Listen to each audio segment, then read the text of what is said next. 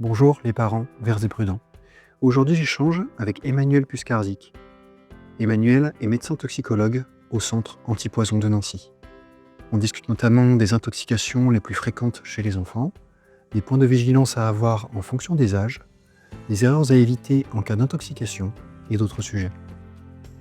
Voilà, j'espère que vous y trouverez des choses utiles et je vous amène Emmanuel Puskarzik.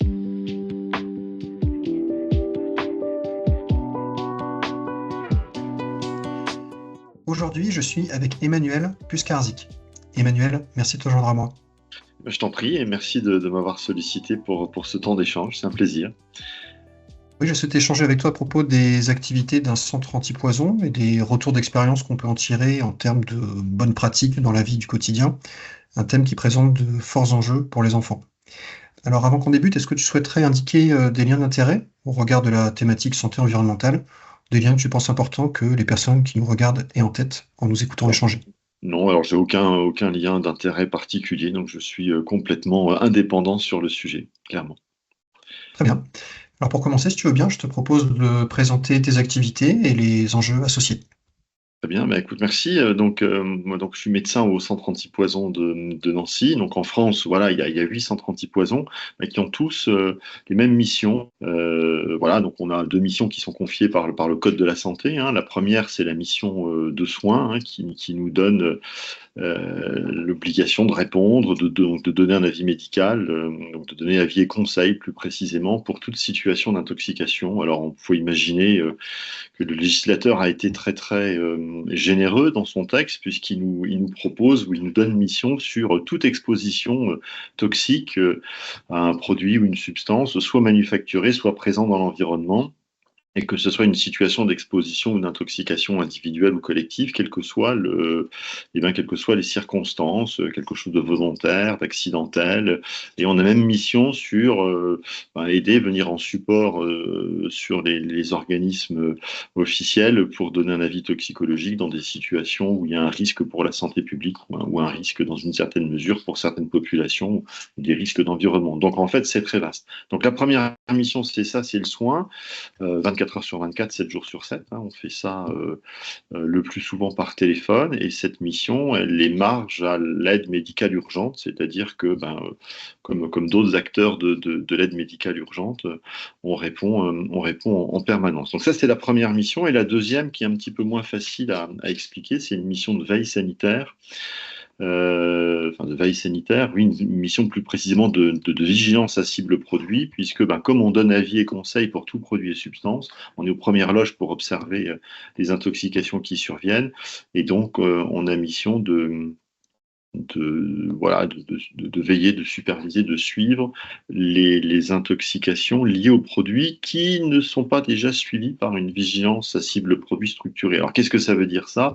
Ça veut dire que voilà, sur le marché, il y a N catégories de produits. Beaucoup d'entre eux font l'objet d'une vigilance ciblée. La plus connue, c'est le médicament, la pharmacovigilance. Je crois que même le grand public voit très bien ce que c'est. Mais en réalité, des vigilances de la sorte, il y en a N. Et les produits qui restent relèvent de la toxicovigilance, puisque c'est le nom de la vigilance qui nous est attribuée. Alors, les plus grincheux de mes collègues pensent que voilà, c'est une vigilance un petit peu reliquat. Voilà, moi, je préfère parler des vigilances balais, et en réalité, quand on regarde les choses objectivement, ça concerne un grand nombre de produits, peut-être même la vigilance qui est concernée par une volumétrie de produits mis sur le marché la plus vaste, et ça comporte aussi le naturel. Donc, les produits ménagers, les produits professionnels, industriels, si on regarde sur le côté manufacturé, hein, pour ceux qui sont pour ceux d'entre vous qui connaissent un peu la réglementation, c'est le champ du règlement CLP, pour faire plus simple. Et puis, il y a aussi le naturel, donc les plantes, les animaux, les champignons. Donc, cette toxicovigilance, on surveille ça. Et après, comme on donne avis et conseil pour toute situation, en réalité, la mission de soins alimente la toxicovigilance, mais alimente aussi l'ensemble des vigilances à cible produit.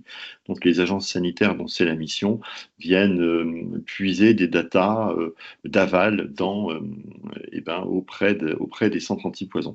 Mais la mission vraiment qui est au premier plan, c'est la mission de soins, donner avis et conseils. Donc, ça se fait 24 heures sur 24. avec une équipe médicale qui se trouve dans une salle dédiée à cette activité-là. Et en réalité, ben voilà, il y a deux volets. On va répondre pour le grand public. Alors moi, j'aime à dire que ça se fait maintenant sous la forme de téléconsultation, puisque on peut être appelé par la personne exposée, intoxiquée elle-même, par ses proches. Pour les situations pédiatriques, eh ben, ça sera le ou les adultes qui ont en charge l'enfant à l'instant T. Donc les appels du grand public qui sont très largement majoritaires, hein, plus de 75% des cas. Et puis les appels des professionnels de santé. Donc, il faut imaginer ben, les spécialités ou les disciplines qui vont intervenir pour prendre en charge les patients intoxiqués. Donc, ça va du médecin généraliste au pédiatre en passant par le médecin hospitalier, donc l'urgentiste, le réanimateur, le spécialiste, par exemple l'allergologue, le neurologue, le pneumologue, qui va avoir besoin pour un patient donné ben, d'un avis spécialisé ben, dès lors que ça sort de ce qu'il connaît bien et de ce qu'il fait tous les jours. Donc, il va venir chercher auprès du médecin du centre antipoison un avis, comme il le ferait auprès de son confrère cardiologue ou neurologue si on prend l'exemple d'un urgentiste qui a un patient à l'instant T. Donc voilà. Je Donc, suis content que tu aies rappelé là ces missions là, des centres antipoison et donc de toxico-vigilance. Je faisais un peu une sorte de sondage sur les parents autour de moi, quoi, et je vois qu'ils avaient pas bien en tête le côté avis et conseil que tu donnes, alors encore plus 24 heures sur 24, 7 jours sur 7. Et puis, tu as rappelé qu'il y avait le côté produit manufacturé, artificiel à la maison, mais il y a aussi ce qu'on peut rencontrer dans la nature, et je crois que ça donne lieu d'ailleurs à un nombre significatif d'appels, hein. D'ailleurs, je voulais te poser la question que typiquement pour alerter les parents, c'est quoi les produits les plus fréquents qui font l'objet d'appels, donc soit artificiels, soit des espèces alors, qu'on peut cueillir. quand on regarde l'ensemble de l'activité, eh bien, c'est les médicaments qui sont au premier plan, puisque les médicaments, ça va représenter, alors en fonction des séries, des années, et c'est assez superposable dans les autres pays, à même niveau socio-économique, c'est toujours le médicament au premier plan, et c'est environ 40%, 40 à 45% des situations pour lesquelles on est appelé. Alors ça, c'est tout âge confondu, tout contexte confondu. Si on fait un focus sur les enfants, alors les enfants, bon, c'est une question de définition, mais par exemple, jusqu'à l'âge de 6 ans, la tranche d'âge de la naissance à 6 ans, eh ben, c'est la classe d'âge la plus représentée dans notre activité, puisque c'est autour de presque 41% des appels qu'on reçoit ou des avis qu'on donne. Là, je parle des avis qui sont spontanément demandés, hein. Donc, c'est vraiment l'activité d'urgence qu'on gère par téléphone. C'est presque 41% des cas pour les enfants de moins de 6 ans. Si on rajoute la tranche d'âge de 6 à 10 ans, ben on rajoute presque 5%. Donc vous voyez qu'on est à 45%, donc une petite moitié, c'est de l'activité pédiatrique. Alors fort heureusement, c'est les tranches d'âge la plus fréquemment rencontrée, mais c'est aussi les tranches d'âge pour lesquelles on a un niveau de gravité le plus faible. Alors, je ne dis pas qu'il n'y a pas de situation grave, hein, mais pour résumer, beaucoup de situations pédiatriques, et fort heureusement, ben, peuvent être gérées, pas forcément en hospitalisant les enfants. Et donc notre rôle, et ça j'aime bien le mettre en avant, c'est de pouvoir bien distinguer, de pouvoir évaluer correctement chaque situation. Et finalement, cette évaluation du risque nous permet de prendre en charge d'un point de vue médical, au-delà de la consultation du médecin du centre antipoison, hein, donc de transporter, de faire consulter, d'adresser aux urgences, par exemple, qu'une toute petite part, vraiment, quand c'est nécessaire. Et en ça, euh, c'est très utile parce que personne n'a envie de se rendre à l'hôpital inutilement. Le système de santé s'en porte lui-même bien mieux, hein, et je vous laisse imaginer tout ce que ça peut être en termes de générateur de stress ou de recours aux soins inappropriés. Donc voilà, beaucoup d'appels pédiatriques, une tranche de gravité, enfin une proportion de cas graves finalement assez faible. Et le job du centre antipoison, c'est justement d'évaluer et pour pouvoir, alors j'aime pas le terme de trier, mais c'est vraiment de pouvoir proposer le meilleur avis possible pour optimiser la prise en charge. Et la prise en charge, si on peut la faire à la maison, ben on la fait à la maison. Et à l'intérieur de cette tranche d'âge, je me rappelle de notre échange que ça faisait un parallèle avec, en évaluation de risque, on a ce qu'on appelle des scénarios d'exposition et qui varient en fonction des comportements des personnes. Donc, on a typiquement des scénarios qui correspondent à différentes tranches d'âge. Et j'ai souvenir que tu me disais que les situations pour lesquelles vous étiez appelé, il y avait aussi des sortes de catégories qu'on pouvait relier Oui, à des tranches d'âge en fonction de ce que l'enfant peut faire. oui, effectivement. Alors, et on peut peut-être couper la population, enfin découper la population en trois scénarios. Donc, et ce qui sont complètement liés au développement psychomoteur en réalité. Et les enfants jusqu'à l'âge de 7-8 mois, finalement, ils sont pas en capacité de s'exposer eux-mêmes. Ils vont être exposés par un tiers, donc en général les parents ou les personnes qui en ont en charge, parce que ben, ils vont faire des erreurs, ils vont se tromper dans l'administration des médicaments, ils vont pas se coordonner, ils vont donner le double dose parce que chacun a pensé bien faire et puis on se rend compte a posteriori que chacun a donné le même médicament, l'enfant l'a reçu 2 fois, ou c'est on va se tromper de flacon, on va confondre le flacon d'huile essentielle par exemple avec le flacon de vitamines. Donc jusque 7-8 mois, l'enfant il n'est pas en capacité, il n'a pas l'autonomie d'accéder, à exception faite peut-être en toute fin de cette tranche-là, sur le matelas allongé, il peut attraper le flacon le tube de pommade, le pot de talc, mais je pense qu'on talque plus trop les fesses des enfants, etc. Ensuite, on a à partir de 8 mois, il y a un événement. Juste Ouais, avant que tu passes à la tranche d'âge, je voulais ressouligner ce point-là. Enfin, moi, donc déjà, je l'avais je l'avais appris avec toi, cette situation classique où en fait, on se trompe de produits et où effectivement les fioles d'huile essentielle peuvent faire penser à des fioles de vitamine D, en tout cas celles que moi j'utilisais pour mes enfants. Euh, et je trouvais que c'était vraiment important de souligner. Tu disais que parfois, enfin, que c'est fréquent qu'il y ait un manque de communication entre les parents. Donc en fait, le parent pense que l'autre n'a pas donné, donc il redonne. Et puis je crois que tu avais même souligné que enfin, c'était d'autant plus compliqué cet aspect communication qu'il y avait même enfin, certaines molécules de base, genre le paracétamol, en fait, sont vendues avec des noms différents, quoi. Et donc c'est encore sujet absolument. en se disant, en fait, je donne un médicament différent, mais en fait, non, je suis en train de surdoser la même molécule, quoi. Enfin, je trouvais que Voilà, c'était voilà, intéressant et à ça souligner. c'est bon. Oui, tout à fait. Et ça c'est une difficulté. Alors du quotidien, beaucoup de parents ou beaucoup d'adultes, même pour eux-mêmes, n'ont pas forcément bien conscience que Doliprane et je vais citer des noms commerciaux, mais c'est des noms de médicaments, hein. Donc Doliprane, Efferalgan, Dafalgan, Dolco, paracétamol générique, en sous forme de comprimés, de gélules, de sachets, de sticks, de Le suppositoires, sirop. de sirop, tout ça, eh ben, en fait, c'est la même, pour ne citer que cet exemple, c'est la même substance active, le paracétamol, et on a des situations de surdose qui sont liées, alors comme tu l'as bien rappelé, à des défauts de concertation, mais aussi à la non-perception ben, que, en réalité, c'est la même chose et on ne donne pas un médicament différent, eh bien, on met bien du paracétamol. Bon. Donc effectivement, il y a les défauts de transmission, dans notre jargon, on jargonne comme ça, bah, entre les parents, parce que voilà, c'est la nuit, le gamin est malade, on va se lever chacun à son tour, et puis on va pas bien tracer, mais même en journée. Et puis quand il y a des modes de garde qui sont enchaînés, l'enfant est gardé par les grands-parents ou par l'assistante maternelle, ou les parents sont séparés, etc. C'est très important de prendre le relais. Finalement, comme on le fait en médecine, dans un service, quand l'équipe change, on fait les transmissions, qu'est-ce qui est en cours, alors pour tel patient, qu'est-ce qu'on a fait, etc. Eh ben, on devrait faire aussi bien et de manière aussi rigoureuse. Et malheureusement, c'est pas toujours le cas. Donc, et encore, je pense qu'on ne reçoit des appels que pour une toute petite frange de ces situations. Probablement qu'une très bonne part de celles-ci qui existent en réalité ne sont même pas objectivées par l'entourage. Bon, alors heureusement, beaucoup de médicaments, notamment pédiatriques, ont ce qu'on appelle des marges thérapeutiques pas si étroites que ça. Une double dose de paracétamol, c'est pas forcément la catastrophe, ça mérite d'être évalué. Et dans la majeure partie des cas, voilà, on va adapter la suite de l'administration pour ce médicament dans les heures qui suivent.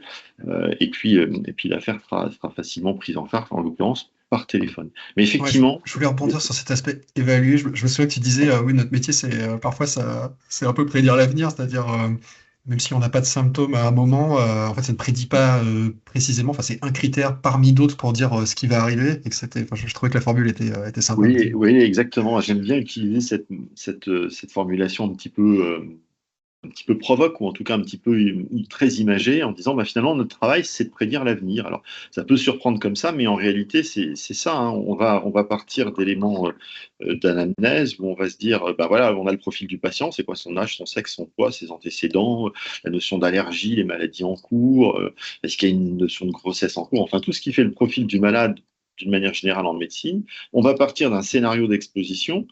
Donc, ben voilà, de quel produit on parle. Il y a parfois un S à produit, hein. Alors on l'appelle comme on veut, toxique, substance, xénobiotique, enfin bon, l'agent, quoi, le produit ou les produits en cause. La voix est importante, hein.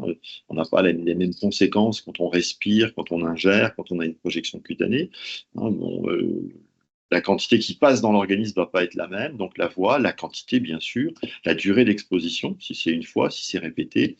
Et puis on met tout ça dans un contexte, où on essaie de comprendre ben, où est-ce qu'on se trouve. Alors où est-ce qu'on se trouve, dans quel lieu? Est-ce qu'on est au domicile? Est-ce qu'on est appelé par un professionnel de santé? On ne va pas répondre la même chose. Est-ce qu'on est dans un milieu rural ou un petit peu détaché du recours aux soins faciles? Ou est-ce qu'on est en plein centre-ville avec un hôpital facilement accessible, des parents qui ont une très bonne capacité de compréhension? Donc on va pouvoir peut-être aller plus loin dans ce qu'on peut attendre de la prise en charge ou dans la compréhension de notre interlocuteur. Donc ces éléments de contexte, c'est pas du tout trivial parce que le contexte peut complètement faire changer la décision.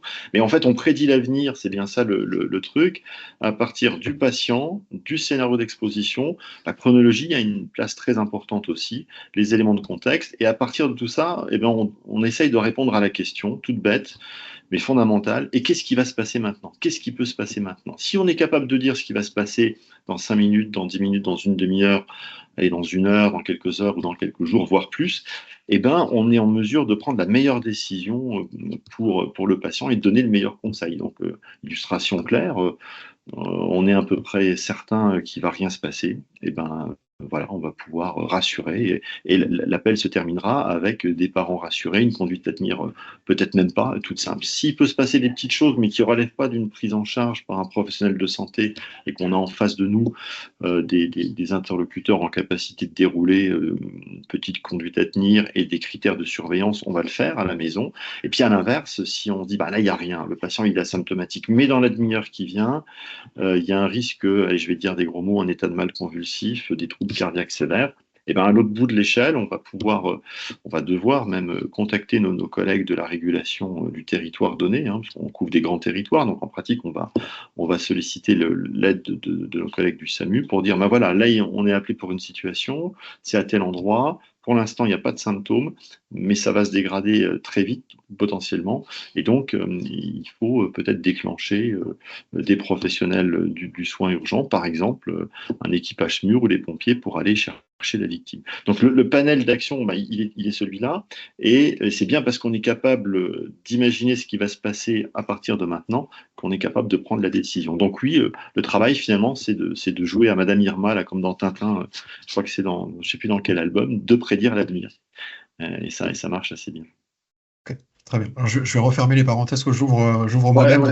En fait, tu étais en train de décrire des situations qui dépendaient de tranches d'âge. Je De pense tranche qu'une fois le très très jeune enfant avec ces situations notamment de médicaments sur lesquels on maudissait, je crois que tu étais en train de me dire, mais en fait, une fois après, il commence à se Voilà. déplacer, à aller attraper des choses. Voilà, à partir de 8 mois, ben, l'enfant commence à se déplacer, donc il fait du quatre pattes, et donc c'est lui qui va être l'acteur principal ben, de l'exploration de son environnement, et donc il peut attraper ce qui passe. Alors même un gamin dans un parc peut tendre le bras et arracher la feuille de la plante décorative qui est à proximité, et puis surtout il va se déplacer, et donc c'est naturel dans le développement psychomoteur à cet âge-là, de découvrir l'environnement en portant les choses à sa bouche. Hein, il suffit d'avoir observé un enfant de cet âge-là au moins une fois, et on se rend compte très vite que c'est comme ça que ça marche. Alors quand c'est quelque chose d'inerte ou sans danger, ben voilà, il se passera rien. Par exemple, le jouet qui est dédié à ça pour faire ses dents, Et puis quand ça va être quelque chose potentiellement de dangereux, eh bien, il peut y avoir des conséquences. Donc cette étape-là de développement, elle va perdurer un certain nombre de mois. Et en parallèle, on a un enfant qui a pas encore la capacité de discerner ce qui est dangereux de ce qui l'est pas.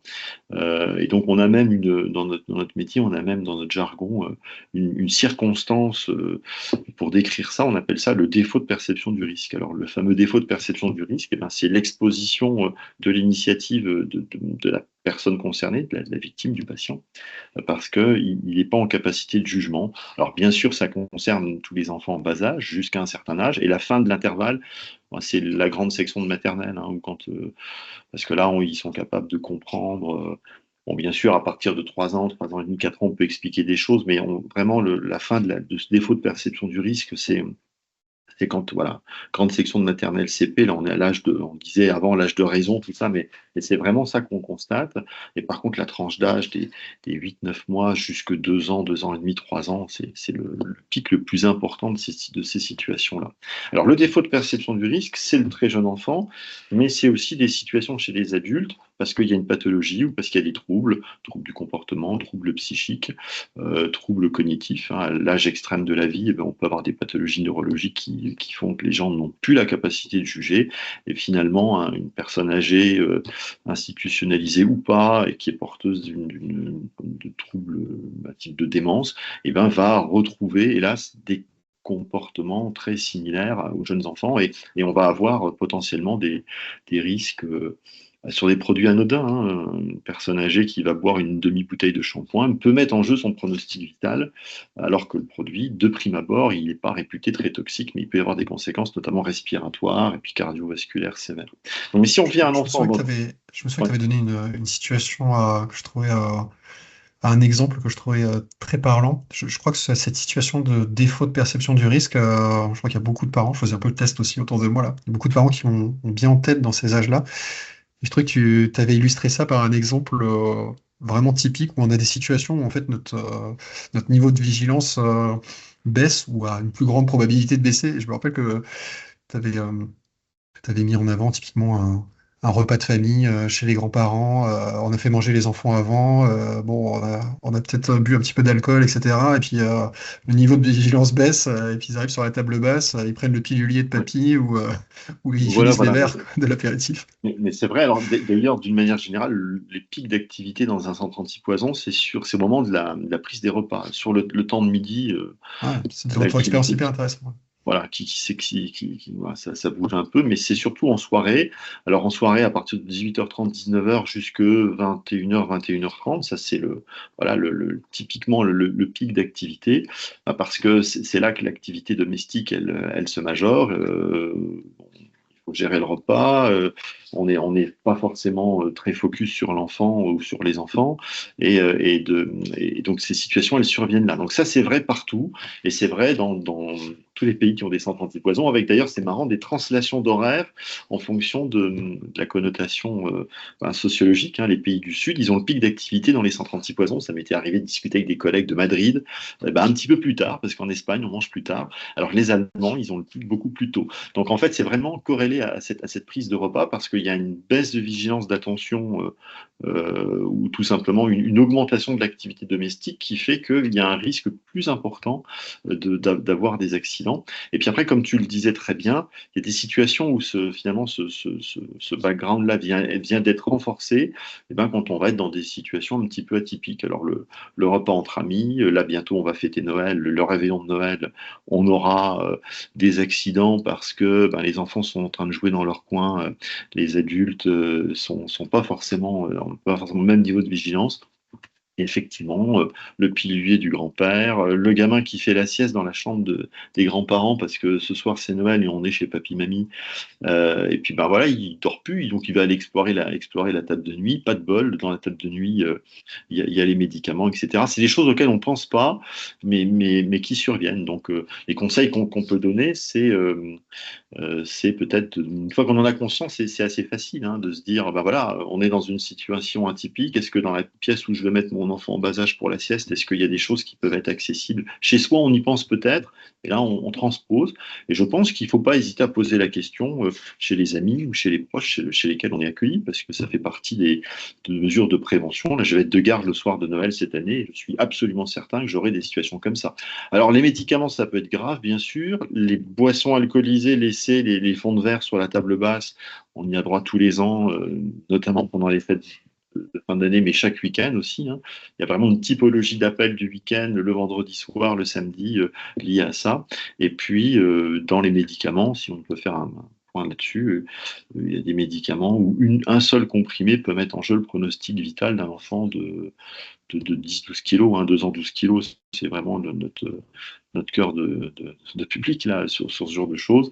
Et alors, bien sûr, ils sont rares, mais ça existe. Et donc, il faut avoir ça à l'esprit, hein. Le pilulier ne doit pas être accessible. Alors, la pire situation, c'est le gamin qui est retrouvé en train de jouer avec le pilulier des grands-parents et on n'est pas capable de quantifier.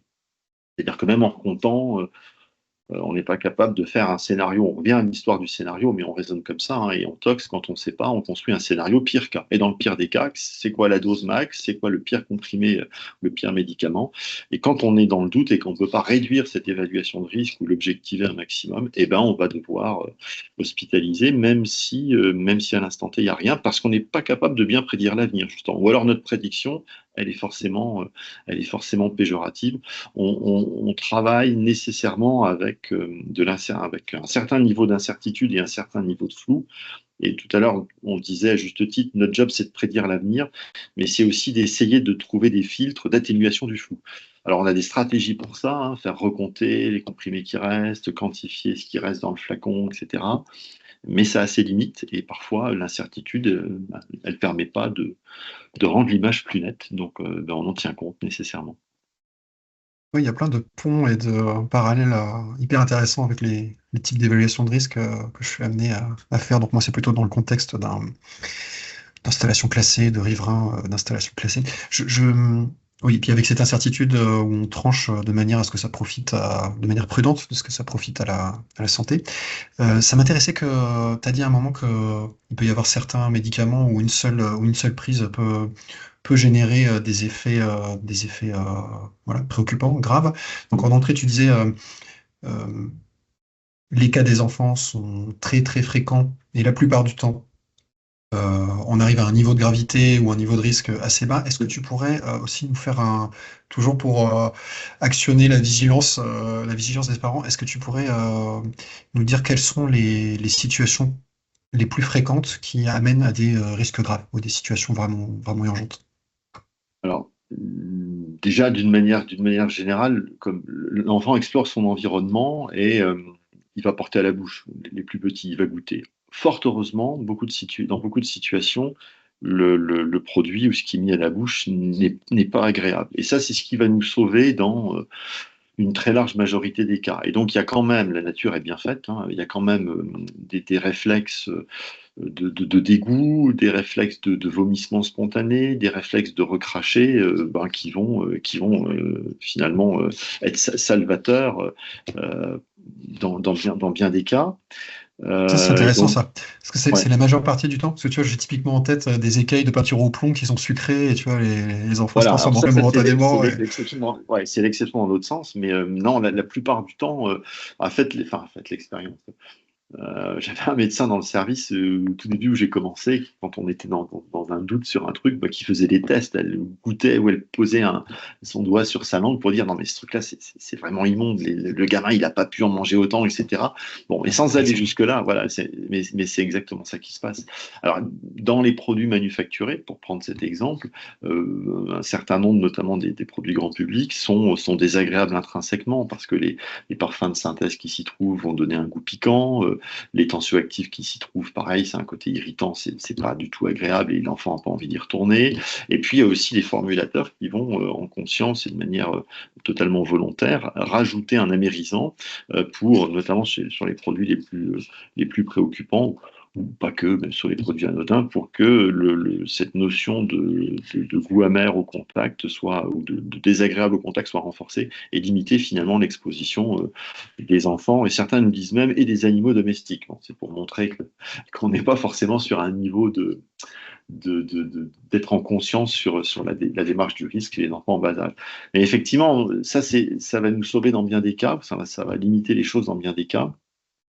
Et puis, à l'inverse, on a des situations où le goût va être neutre, ou alors, moi je dis toujours aux étudiants ou les nouveaux arrivants dans le service, méfiez-vous des situations atypiques.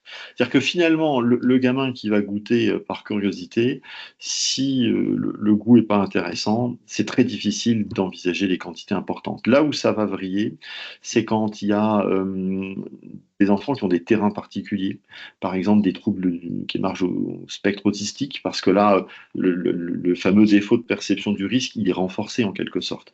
Le côté répulsif ou désagréable du goût, il peut être complètement biaisé. Et un enfant qui a des troubles autistiques, ou un enfant qui a des troubles du développement, ou qui a une pathologie comportementale, eh bien, jusqu'à preuve du contraire, nous on considère qu'il peut être exposé à des quantités plus importantes, et c'est-à-dire ne pas bénéficier des garde-fous entre guillemets physiologiques ou habituels qu'on peut voir chez l'ensemble des enfants. Donc ça, c'est le premier contact, grosse maille, hein, grosse maille. Le deuxième contexte, c'est quand les enfants sont dans un contexte de jeu. Je dis toujours, et fort heureusement c'est rare, les jeux de dinette, ça c'est dramatique. Alors vous vous imaginez, hein, vous êtes dans le jardin, ou vous êtes voilà, dans un moment de jeu, et il y a des plus grands qui vont faire une tambouille, ou qui vont faire une préparation, qui vont donner aux plus petits, parce que ben, c'est le scénario du jeu. Et donc, ben, voilà, comme c'est donné, et c'est pas l'enfant qui de lui-même va spontanément prendre et s'alimenter, on peut avoir des quantités plus importantes, et on peut avoir des situations plus préoccupantes. Alors qu'à l'inverse, c'est très rare d'être intoxiqué sévèrement, accidentellement. Par exemple, sur les choses du naturel, les plantes, très souvent, ont un goût désagréable ou sont irritantes. Les baies qui sont toxiques, accessibles dans les parcs, les jardins décoratifs, dans le meilleur des cas, c'est neutre, c'est rarement sucré ou agréable. Et quand salé, eh ben, peut-être bien que la toxicité, elle est pas si catastrophique que ça. À l'inverse, hein, enfin, voilà, un champignon trouvé dans la pelouse, le gamin va aller par curiosité, il va pas manger une grosse quantité parce que c'est désagréable. Quantité de baies sont amères ou sont piquantes. Donc tout ça, ça nous sauve. Alors, le profil particulier, ou des troubles du comportement, ou un développement psychomoteur qui est pas, on va dire, qui est pas nominal, des situations de jeu, et puis après, ben voilà, on a quand même des choses où le goût il va être relativement neutre, où on peut avoir des quantités qui sont d'emblée dramatiques, ou alors la présentation, l'état physique peut d'emblée poser problème, et sans phénomène d'évitement. Alors, je ne veux pas faire des scénarios catastrophes, mais par exemple, les solvants, heureusement, maintenant, les peintures sont de moins en moins, il n'y a quasiment plus de peintures solvantées, mais le white spirit ou l'allume-feu liquide, bon, tout ça, c'est des coupes pétrolières, hein, c'est des distillats pétroliers. Ben, quand les enfants peuvent s'en emparer, si on ne bénéficie pas d'un embout de sécurité ou d'un bouchon avec un embout de piscette, hein, si vous achetez du white spirit ou de l'essence E ou F ou de l'acétone, aujourd'hui, la plupart des fabricants, l'embout, enfin, le goulot, c'est pas un goulot large ouvert, hein, c'est pas un compte-gouttes, mais quelque chose qui va, un styli-goutte, quoi, je sais pas si voilà. Et donc, la première question qu'on va poser, c'est est-ce que le dispositif limiteur de débit, finalement, il a été démonté ou pas? Est-ce qu'il est présent? Est-ce qu'il a été démonté? Alors, c'est vrai pour je donne l'exemple des solvants, parce que quand l'embout est large et qu'il n'y a pas de limiteur de débit, un enfant qui va avaler une gorgée de solvant, pour peu qu'il fasse une fausse route, eh ben ça peut être d'emblée dramatique. Et on peut avoir une détresse respiratoire très très rapidement, en l'espace, dans un temps très court, et ça fait partie des choses qui sont un peu, voilà, dans les choses qui nous inquiètent. Alors heureusement, les allumes-feu liquides, c'est toujours vendu, mais c'est pas très très. Voilà, on a assez peu d'appels, et puis il faut jamais enlever les embouts compte-gouttes. Donc, un conseil au passage, si vous avez besoin d'allume-feu, préférez les allume-feu solides. Parce que les allume-feu solides, même ceux qui sont à base de kérosène, la solidifiée avec de la paraffine, les enfants, ils peuvent être attirés, ils vont porter ça en bouche, ça s'effrite, ça picote un peu. Et j'ai jamais eu un cas grave avec ça. Les enfants ont recraché, on les surveille à la maison sans problème. Quand c'est liquide, d'emblée, la déglutition, elle peut être significative. Heureusement, il y a ces limiteurs de débit. Un Ça exemple, fait bien quand écho à ouais, ça fait bien écho à la recommandation générale quand on a des produits qui sont avec un fort potentiel toxique, on les met en dehors autant que possible, en dehors de l'accès possible des enfants.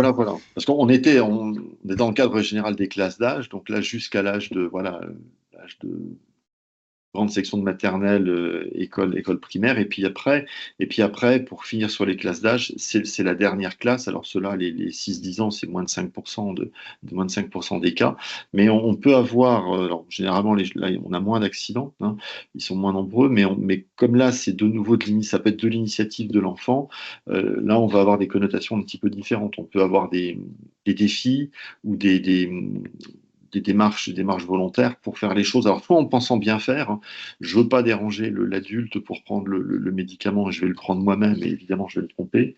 Enfin, évidemment, et je peux me tromper. Ou alors je vais faire des choses par jeu ou par défi, hein. Donc, voilà pour les trois grandes classes d'âge. Mais sinon, dans les choses qui sont préoccupantes et où il n'y a pas trop de phénomènes d'évitement sur les doses, hein, oui, alors quand c'est liquide et que on a des dispositifs de sécurité qui ont été retirés ou qui sont inexistants. Voilà. On a aussi des contextes particuliers de produits qui sont sortis de leur usage nominal. Alors évidemment, tout un train de conseils, les produits, il ne faut pas les sortir de l'emballage de départ, enfin, ce qu'on appelle le déconditionnement, puisque le fabricant, il aura tenu compte d'un certain nombre de règles, sinon enfin, de la réglementation pour conditionner son produit, le bouchon de sécurité s'il doit y être, le limiteur de débit, etc. Mais on a assez régulièrement des gens qui vont déconditionner parce que la voisine a besoin d'être dépannée en assouplissant, lessive ou en que sais-je. Et ben, on va lui en donner un peu. On n'a pas de contenant, donc on va mettre ça dans une bouteille d'eau. Évidemment, la bouteille d'eau, on va finir par oublier que ça contient autre chose que de l'eau. Et puis l'enfant, il ne peut pas du tout être au courant. Donc là, et puis avoir soif et boire franchement. Donc là, vous voyez, on n'est plus dans la situation normale, et on est dans une situation où d'emblée, le scénario peut être sur des quantités importantes. Les produits qui sont déconditionnés et en plus rapportés d'un contexte, par exemple, professionnel, alors pour diverses raisons, hein, parce que le produit au travail, il fonctionne très bien, il sent très bon, hein. Les produits professionnels sont souvent surodorés, ont une odeur, une signature olfactive très forte, et donc c'est pas rare qu'il y ait du détournement d'usage, et le produit est rapporté à la maison. Au passage, il est plutôt bon marché, puisqu'il ne va pas coûter très cher s'il est apporté du travail. Et le problème, c'est que c'est pas tant le geste de rapporter des choses du travail, mais forcément, on est dans bien des cas pas dans le conditionnement d'origine, et en plus, on va perdre la trace ou le nom commercial du produit de départ.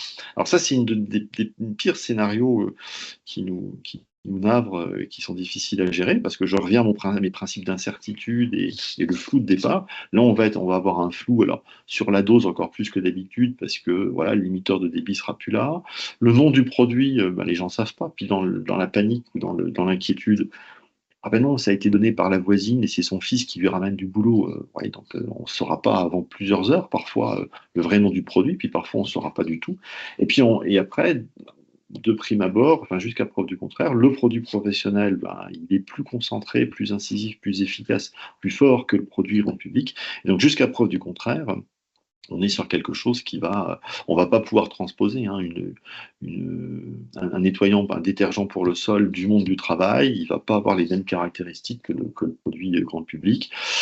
Et je vous passe les pires exemples de la restauration, les produits dégraissants, décapants, les biocides de surface, etc., etc. Donc ça, c'est des choses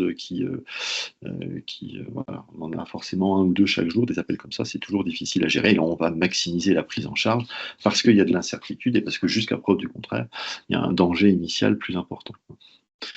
D'ailleurs, ça me fait penser, suite à notre premier échange, pareil, j'ai un peu interrogé autour de moi sur parce qu'on est dans les grands classiques. Je me dis, bon, imaginons que je faisais une sorte de mise en situation. Imaginons que votre enfant, ou plutôt que tes enfants, en l'occurrence, qu'ils ont bu, je sais pas, un peu de déboucheur avec des situations comme celle que tu as décrite. Bon, qu'est-ce que vous faites? Est-ce que vous le faites boire pour diluer le poison? C'est une bonne idée, ça, oui ou non? Est-ce que vous le faites vomir pour que le poison sorte le plus vite possible et tout? Et j'ai senti que c'était pas hyper clair, donc je suis preneur que tu nous rebriefes aussi sur ces Oui, alors sensibles-là. c'est vrai que d'une manière générale, il y a des grandes règles comme ça alors qu'on peut trouver partout. On pourra peut-être partager l'adresse du site internet de l'association des centres antipoison de France où ces conseils sont repris, mais on les trouve, je pense même dans les carnets de santé, etc. Mais oui, d'une manière générale, un patient qui a été exposé, pour pas dire intoxiqué, tant qu'on n'a pas un avis médical, il vaut mieux s'abstenir de le faire boire et manger. Donc on fait rien boire, on fait rien manger, on ne fait pas vomir. Alors tout ça pourquoi? Parce que a priori, alors dans certaines situations, faire boire, c'est néfaste, puisqu'on va augmenter le volume gastrique, on peut faire mousser si c'est un produit moussant, et tout ça, c'est le début des problèmes. Finalement, en pensant bien faire, on aggrave la situation. Faire boire, alors quoi? De l'eau, du lait, alors là aussi, c'est culturel, hein. Dans les pays du Nord, on va faire boire du lait, parce que dans les légendes urbaines, ou dans la conscience générale, ou en tout cas bien partagée, le lait a valeur d'antidote. En réalité, c'est pas vrai du tout. Et pour certaines intoxications, c'est même pire parce qu'il va augmenter la biodisponibilité. Un solvant, du lait par-dessus, va disperser et fractionner et donc favoriser l'absorption, donc le passage dans le sang. Du coup, c'est pas forcément bien. De simple fait de faire boire, ça peut aussi augmenter le volume gastrique, l'irritation et produire des vomissements. Et puis alors dans le sud, c'est pas du lait, mais c'est l'huile d'olive. Alors on fait boire une cuillère d'huile. Ça c'est un grand classique et donc on le voit très bien dans les appels, hein, la connotation culturelle. Et tout ça, c'est des choses à proscrire. Alors ne pas faire boire, ne pas faire manger, parce que si le produit est malheureusement très agressif, corrosif, eh ben on risque de gêner ensuite la prise en charge médicale. Si on a besoin d'aller voir à l'intérieur de l'estomac ou tout simplement si on met en tension l'estomac alors que le principe, c'est peut-être de le mettre complètement au calme, eh ben, on va être contre-productif. Et puis, vous imaginez un produit très agressif, corrosif, il y a un premier passage à la déglutition initiale. Bon, hélas, on ne peut pas remonter le temps, elle a eu lieu. Faire vomir ou faire boire ce qui peut déclencher les vomissements, ou faire manger ce qui peut déclencher les vomissements, eh ben, on aura un effet de deuxième passage. Donc, tout ça, il faut s'abstenir, on ne fait pas boire, on ne fait pas manger, jusqu'à ce qu'on ait un avis médical, par exemple, en appelant le médecin du centre antipoison. Et puis, on ne donne pas de lait, on ne donne pas d'huile d'olive, tout ça. Donc, la seule chose qu'on peut faire, il y a deux choses qu'on peut faire tout de suite. Ça, c'est plutôt pas mal, avant même d'appeler le 15, le 18 ou le centre antipoison, c'est de procéder à une décontamination, un rinçage pour tout ce qui est projection. Alors, et finalement, tout le monde peut faire ça, moyennant deux, trois astuces. Alors, projection sur la peau, faut pas hésiter à déshabiller et à rincer tout de suite. Il y a jamais de contre-indication à rincer. Ou alors, la situation est catastrophique et de toute façon, on n'en est plus à discuter du rinçage. On sera sur une mise en jeu du pronostic vital. Mais bien penser à retirer les vêtements parce que vous avez des produits aussi anodins, entre guillemets, que des lessives. Si le contact est prolongé, alors on va rincer ce qui est visible et puis la lessive aura coulé derrière le t-shirt ou le body du gamin. Et au bout de quelques heures, on aura une vraie brûlure, voire même un deuxième degré, voire un deuxième degré profond. Hein. C'est l'évolution normale. Voilà, donc bien penser à déshabiller, mettre dans la douche ou dans la baignoire et rincer à l'eau pendant 10-15 minutes. Alors, 10-15 minutes, moi, je dis aux gens, prenez un chronomètre, hein, vous mettez votre smartphone vous mettez le chrono et vous faites dérouler parce que quand on est un petit peu dans une situation urgente, au moins ressentie ou avérée, on a moins bien la perception du temps. Et puis sur certains produits, c'est clairement démontré que le rinçage, il doit être long et prolongé. Et il n'y a aucun risque à rincer 10-15 minutes la peau. Alors c'est rincé, c'est pas trempette, hein. Il y a des gens comprennent pas et qui vont faire tremper la main ou tremper le coude dans de l'eau stagnante. Non, non, ça marche pas. C'est un flux d'eau, donc sous la porte de douche, sous le robinet. Alors l'eau, on leur dit à température agréable, hein, un peu plus fraîche que l'eau du bain, ni trop chaud ni trop froid. De l'eau trop chaude, ben, vous pouvez rajouter du traumatisme par la chaleur. Et puis si c'est trop chaud, paradoxalement, on augmente la circulation locale. C'est la réaction normale physiologique et donc potentiellement l'absorption. Donc température agréable, ni trop chaud ni trop froid, peut-être un peu plus frais que l'eau du bain, et on fait rincer pendant 15 minutes là où les surfaces cutanées qui sont concernées. Ça, c'est pour une projection sur la peau. Projection oculaire, alors là, il faut juste faire attention, est-ce qu'il y a des lentilles ou pas? Alors s'il y a des lentilles, c'est particulier, des lentilles, il faut tester si elles sont adhérentes, surtout on ne touche pas, on laisse la lentille en place, on rince par-dessus, et puis très vite, ça sera quelque chose qui méritera un avis médical. Mais s'il n'y a pas de port de lentilles, ou si les lentilles, elles s'enlèvent très facilement, simplement sous le rinçage, elles sont pas bloquées, adhérentes, eh bien il faut rincer l'œil. Alors rincer l'œil, souvent, c'est quand on demande aux gens, est-ce que vous avez rincé? Ils vont vous dire, oui, oui, j'ai rincé. Mais en fait, d'expérience, 9 fois sur 10, ils ont mal rincé ou ils n'ont pas rincé assez longtemps. Et donc, pour gagner du temps, la consigne, c'est pas de leur demander s'ils ont rincé, c'est de leur expliquer comment on rince, et c'est de leur dire, est-ce que vous avez fait comme je vous ai dit moi? Et si la réponse est non, et ben du coup, non, vous allez y retourner. Donc, le rinçage, c'est un mince filet d'eau, alors de l'eau ou du sérum physiologique, donc il faut que ça soit du liquide, pas très, sans trop de pression. Alors, soit on a des pipettes de sérum phi, c'est bien, parce qu'on va mettre un certain nombre de pipettes, je vais vous dire combien, soit on n'a pas de pipette de sérum phi, on va se mettre sous l'eau du robinet, et là, il y a un risque de température et de pression. Donc, si c'est l'eau du robinet, ça va fonctionner aussi, mais il faut prendre la précaution d'avoir une température là aussi agréable, toujours le même discours, un peu plus fraîche que l'eau du bain, et que ça fasse 2-3 mm de diamètre. 2-3 mm, ben, c'est le bon diamètre pour faire tomber ça sur l'œil. Et puis, quand on a un diamètre comme ça, on est sûr qu'il n'y a pas trop de pression. Donc, le robinet, la poire de douche. S'il n'y a pas beaucoup de pipettes de sérum phi, eh ben, on en sacrifie une, on va mettre le contenu, et après, on va s'en servir comme d'un réservoir pour la remplir avec l'eau du robinet. Alors, l'eau du robinet, elle est pas stérile, mais presque, et on peut très bien mettre de l'eau du robinet sur l'œil. Alors souvent il y a une réticence parce que ben, c'est pas agréable, ça fait pas mal, mais c'est pas agréable, et puis c'est pas naturel. Et donc là, le risque, c'est qu'on rince paupières fermées. Rinçage paupières fermées, ça sert à rien. L'objectif de ça, c'est de protéger, enfin d'éviter une lésion de la cornée en réalité. Hein, la cornée, c'est la paroi transparente au travers de laquelle passe la lumière, l'image, au travers de laquelle on voit, et c'est une structure anatomique qui est extrêmement fragile. Et donc dans les pires produits, c'est en quelques minutes, la lésion, elle s'installe. Donc c'est pour ça que j'insiste sur, si vous pouvez rincer avant d'appeler, c'est mieux, à condition de bien le faire. Hein, j'insiste sur les lentilles adhérentes, on n'y touche pas, mais si on n'est pas dans ce contexte-là, tout le monde peut rincer son œil.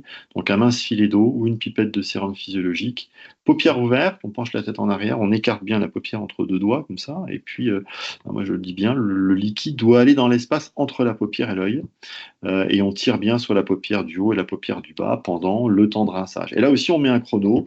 Alors, le tips, c'est l'œuf à la coque. Hein. L'œuf à la coque, c'est 3 minutes. Et bien, au moins 3 minutes.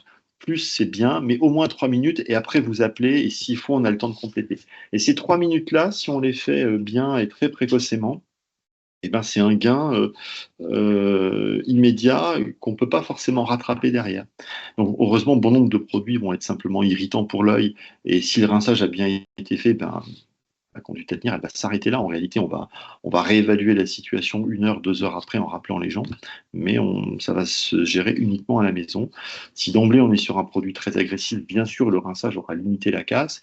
Soit on sait lire à partir du produit et d'emblée on va faire consulter, soit on est entre deux et on va réévaluer 1 heure après et sur la base de critères d'anamnèse qu'on va avoir au téléphone, eh bien on va réorienter. Donc le rinçage, on peut toujours le faire. Par contre, faire boire, faire manger, faire vomir, et surtout pas. Et puis bien sûr, si d'emblée il y a des signes de détresse, on ne respire pas, on est inconscient, on respire mal, on est inconscient, là c'est plus le centre antipoison qu'il faut appeler, il faut faire le 15. Le centre antipoison viendra en support des collègues urgentistes du 15 pour compléter la vie. Hein, mais d'une manière générale, pour soigner une intoxication, il y a 2 bras, il y a la prise en charge symptomatique non spécifique et puis la prise en charge toxicologique. Bien sûr, si je fais une caricature, quelqu'un qui ne respire plus parce qu'il y a une intoxication derrière, l'urgence, c'est pas de réfléchir à l'antidote qu'on va lui donner, c'est de le faire respirer. Et une fois qu'on maintient les fonctions vitales, on peut raisonner secondairement sur le reste. Donc voilà, donc si d'emblée un patient est en détresse, il faut faire le 15. Si le patient il est peu ou pas symptomatique, eh ben, c'est bien de faire le centre antipoison parce que on va pouvoir voilà, évaluer au plus juste et prendre la bonne décision en fonction du contexte et du scénario d'exposition. Emmanuel, merci beaucoup pour toutes ces informations super intéressantes et puis les bonnes pratiques utiles associées. Est-ce que toi, il y avait un point important et qu'on n'aurait pas spontanément abordé lors de nos échanges?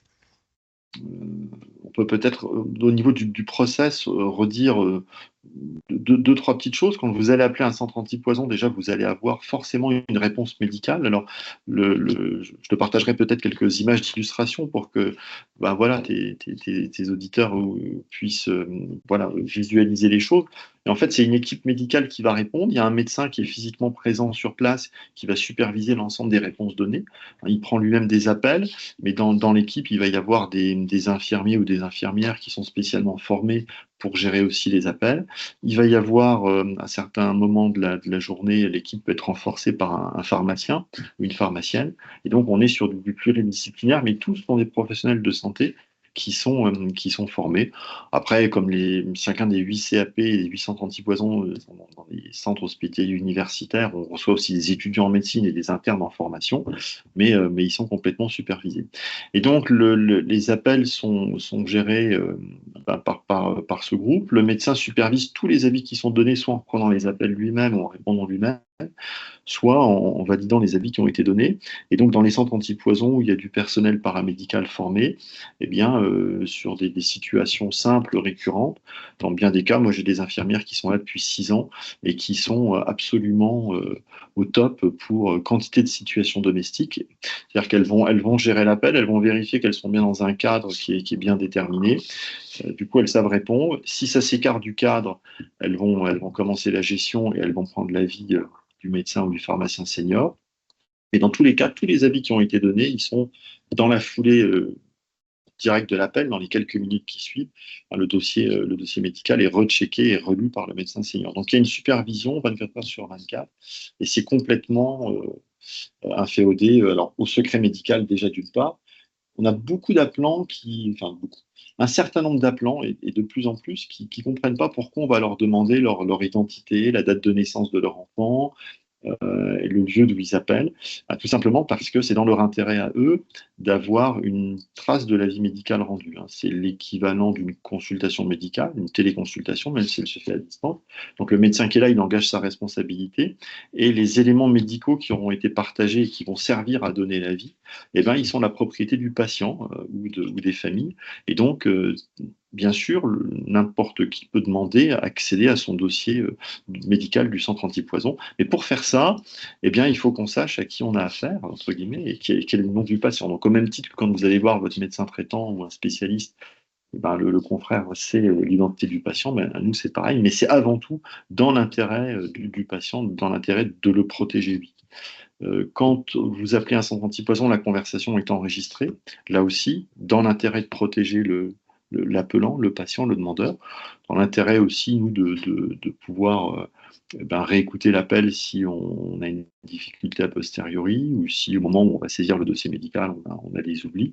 Mais ça, c'est la réglementation et je trouve que c'est plutôt très positif pour le public et pour les professionnels.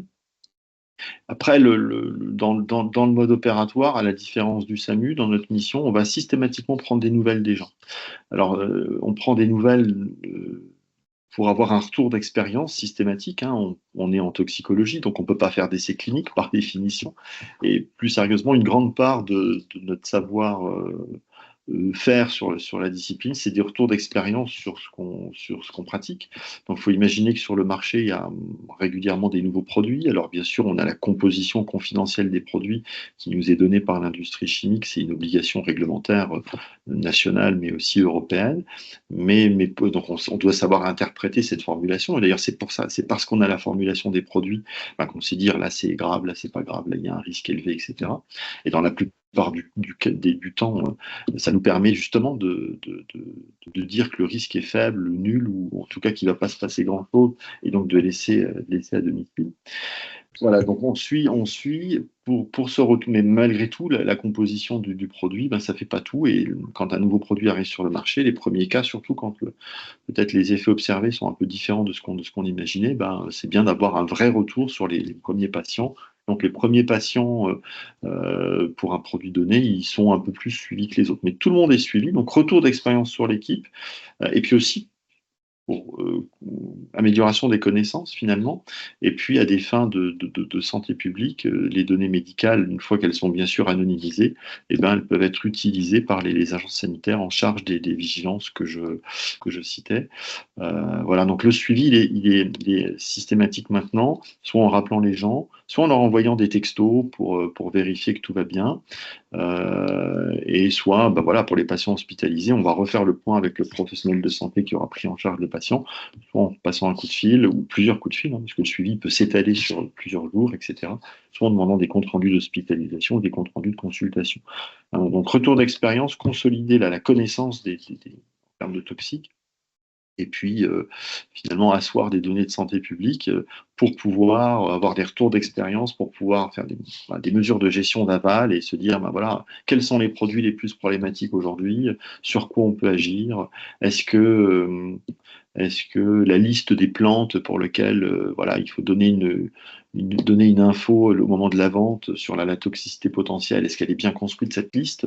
Est-ce qu'il faut la faire élargir? Eh ben, c'est les données des centres antipoison qui servent notamment à mettre à jour ces éléments de réponse. Voilà. J'ai vu qu'en ligne, vous mettez aussi différents types de rapports, des rapports d'études de toxicovigilance qui sont directement, enfin directement ce que tu dis, là, issus de ces retours d'expérience. Et je voulais te demander, bah, déjà, merci pour l'éclaircissement sur le fonctionnement d'un centre et des personnes qui voudraient suivre ce type d'informations, avoir des bonnes pratiques régulièrement, où est-ce qu'on peut suivre votre travail? Je crois que vous êtes sur les réseaux. Alors, J'ai un doute. on est un peu sur les réseaux, mais à mon sens, pas assez. Donc, il y a certains centres antipoison qui ont des comptes X, anciennement Twitter. Il y a le site de l'association de centres antipoison de France où il y a quelques messages. Et mon souhait avec quelques autres, c'est d'augmenter la visibilité sur les réseaux, parce que cette mission cette mission de prévention auprès du public, elle fait complètement partie des missions d'un centre antipoison. Et aujourd'hui, les médias, et, ben, c'est des médias en ligne. Donc, il faut qu'on renforce cette visibilité-là, y compris peut-être sur des réseaux qui sont plus ciblés par les jeunes pour certains sujets. Alors là, on s'écarte de l'enfance, mais il y a des problématiques. S'écarte complètement. Là, t'as prévu de danser sur TikTok ou sur Twitch? Ouais, Non. par exemple, mais des défis TikTok, ça peut être un vrai problème en termes de tox. En fait, il faut aller sur le même terrain que celui sur lequel vont les porteurs de fake news et de mauvaises informations. Il y a des morning routines que suivent quantité d'ados ou de très jeunes adultes pour augmenter, je sais pas quoi, moi, pour améliorer la coiffure, l'apparence, et qui sont générateurs de plein de problèmes parce que les conseils qui sont donnés sont pas du tout avérés sur le fond, et puis certains peuvent représenter un vrai danger. Donc il faut aller sur le même terrain, et donc ouais, je pense que 2025 sera l'année des centres antipoison sur TikTok. Ouais.